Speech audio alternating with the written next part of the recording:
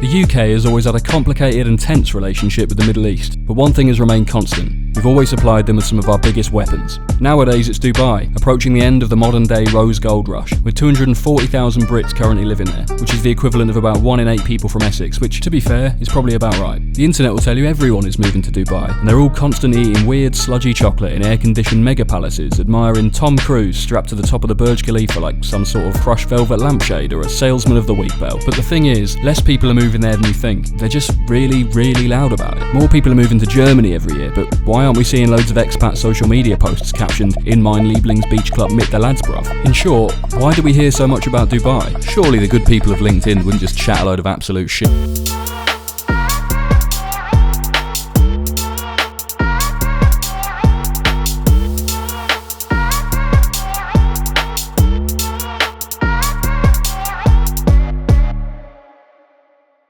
First, a bit of a catch-up on Dubai. I'll preface this by saying that given Dubai's thin skin about satirical content and criticism, I think it's a great place, in no way vapid, and there's no chance whatsoever they'll plant drugs on you or anything like that. That has never happened once. 68% of Dubai residents are male, an absolute nightmare ratio for a lad's holiday. It'd be like trying to pull in a Games Workshop or online dating in a Sans BeanTalk comment section. Anyway, it's here and it's absolutely mental. It's got islands that have been made to look like other islands, hotels made to look like Portsmouth, and blokes made to look like sacked apprentice candidates. And you even get to see Smaug out the window when you landed. 92% of people that live there are international expats. 69% of them countries they're not asked about advertising, 6% of them Britain, and about 10% of them a place called Love Island. Dubai is yet another casualty of big woke. The Dubai Urban Master Plan, which helpfully spells out dump, has meant they've started caring about the environment a bit more. They've replaced child camel jockeys with robots, and since 2020 you can't even commit an honour killing anymore, and you can live with your girlfriend.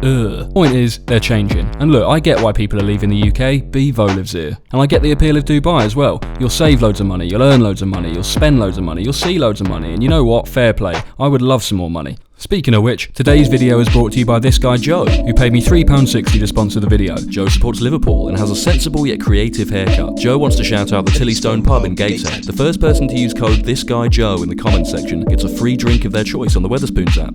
Thank you, Joe. Anyway, this isn't a video about the flaws with Dubai. That's been stoned to death prior to 2020. This video is about why Dubai feels like it's a bigger thing than it actually is. And if you are watching His Highness Sheikh Mohammed bin Rashid Al Maktoum, please don't come after me, I've always loved Salt Bay.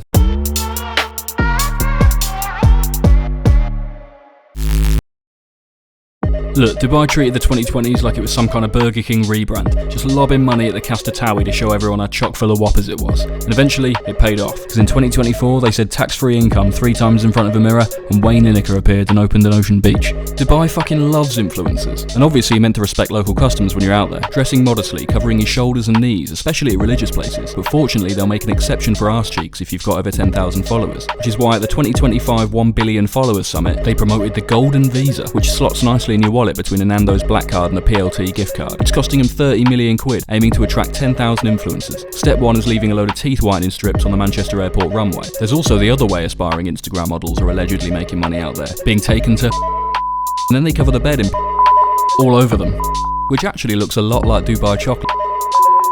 Allegedly, or so I've heard. Anyway, point is, influencers may or may not get rammed down their throat, but they will ram Dubai down your throat virtually.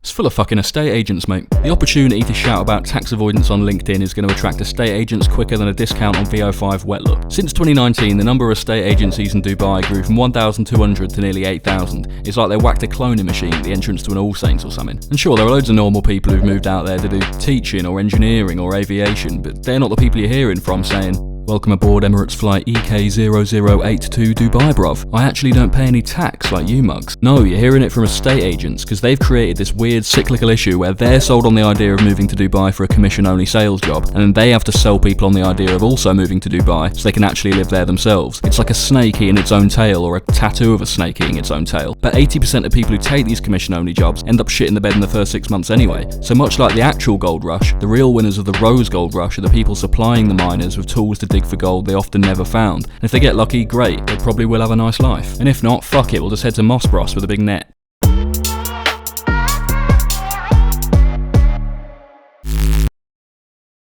It's just rammed full of bandits. Grifters, course sellers, podcasters, an entire city full of grown-up versions of that kid that sold Lucozade in the school toilets. Not only was he trying to mug you off with a markup on Tang Fastics, he also went on TV to flex about it in front of Holly Willoughby. Bandits love shouting about being bandits, and remotely tweeting about how much better your life is in Dubai is just a way of recreating the rush of hanging about on your BMX outside the school gates when you've been sent home.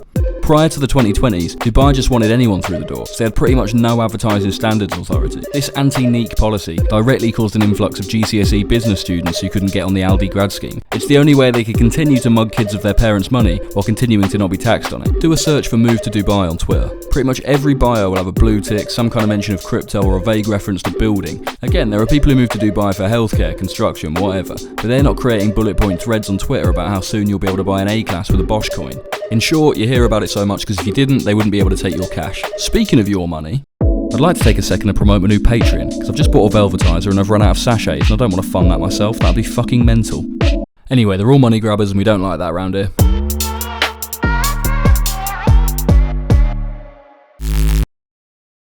You know when you graduate and you go on Indeed and you find out that actually your marine biology degree does qualify you to be a chaplain or a trapeze artist? That's what looking for jobs in Dubai is like. Turns out you can just do it. It's easier than getting into the 2016 England team. Moving to the USA even temporarily is a nightmare. You have to prove you're extraordinary, you've never jaywalked, you have to swear on your mum's life you'll go home when the visa expires, and you might have to win an actual lottery. Whilst with Dubai you just have to have a skin fade and ideally not have AIDS. Which in a way makes it even more mad that so many more people move to the US every year, when it's so much more difficult. And they have to put up with my mate Ed from school who lives there now and is a massive twat. Dubai is like the boiled egg in the meal deal section. The choice is always there, and you'll know whenever anyone makes that choice the second they open their mouth. Anyway, it's worth noting that Dubai has noticed this, and is trying to change its image, which I'll explain after a new jingle.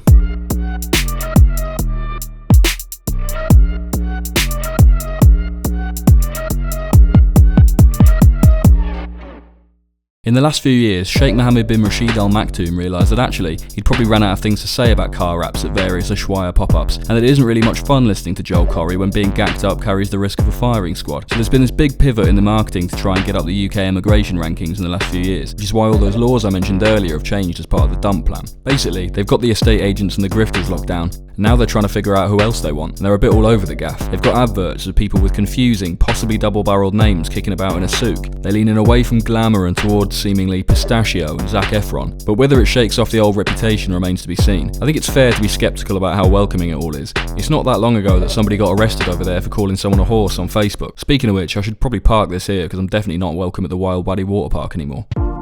Look, Dubai's not for everyone. It's definitely not for me. Things are a bit shit in the UK at the moment, so I do get why people are looking past an awful lot of stuff to get out there and chuck a bit of dong in their pockets. But if you spend any time online, especially if you're younger, you might feel like everyone is out there, and it's entirely by design. Are grifters and influencers really the worst thing about Dubai? Probably not, but there are a lot of estate agents. Anyway, thanks for the feedback on BeanTalk. I know it's a bit rough, but let's be fair, look at the setup. Like, subscribe, live every day as if it's your last. Just stop sending me stuff like this. It's very sweet, but really weird.